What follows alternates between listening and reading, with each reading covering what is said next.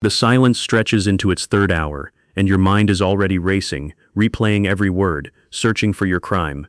That panic is not an accident, it's the entire point. Most people believe the silent treatment is just someone needing space to cool off. But in advanced behavioral psychology, we know that when silence is used as a weapon, it is not about needing space at all. It is a precisely engineered control tactic, and today you are going to learn exactly why it works on your brain, and the calm three-step method that disarms it completely. To understand why silence hits so hard, you have to understand your attachment system.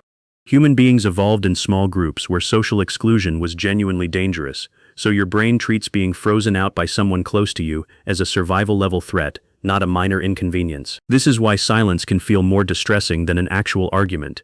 An argument, however unpleasant, gives you information. You know where you stand, what was said, what the conflict is about. Silence gives you nothing. It leaves a vacuum, and your anxious brain will always rush to fill a vacuum, usually with the worst possible story about what you did wrong. A person weaponizing silence understands this instinctively. They are not withholding words. They are withholding certainty, and uncertainty is far more painful to sit with than conflict ever was.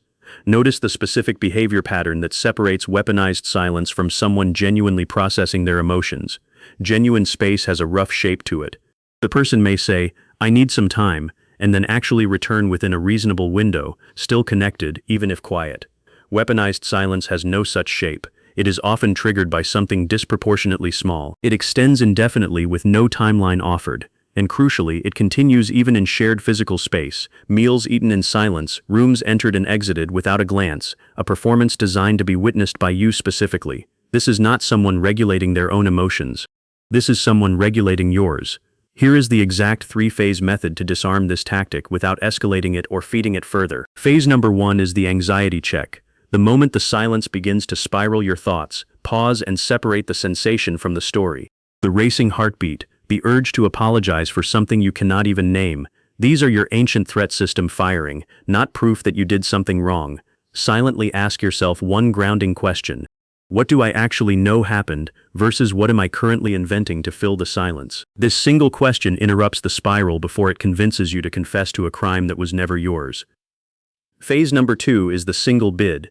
Approach the person exactly once, calmly, and make one clear, low-pressure statement. Something like, "I'm here whenever you want to talk about this."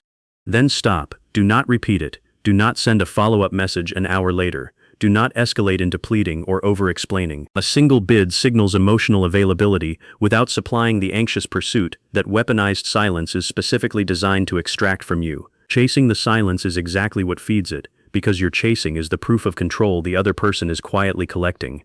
Phase number 3 is life continues. This is the phase that breaks the tactic entirely. Instead of orbiting the silent person, waiting for permission to feel normal again, you visibly and genuinely continue your own life. Eat, work, see friends, laugh at something funny, exactly as you would on any ordinary day. This is not about performing indifference or petty payback. It is about refusing to place your baseline well-being on hold for someone else's unstated terms.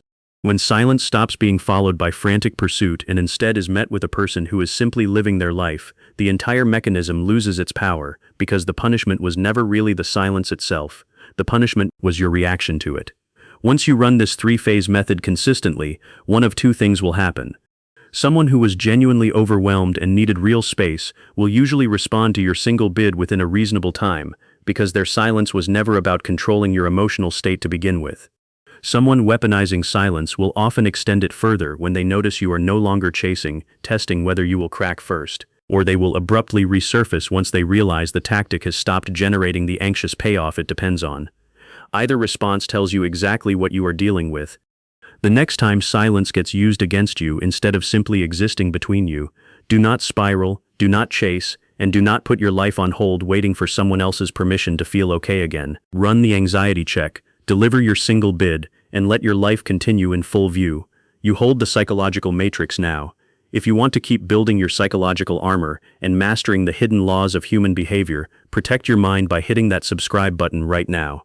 Stay aware, stay safe, and never let them pull your strings.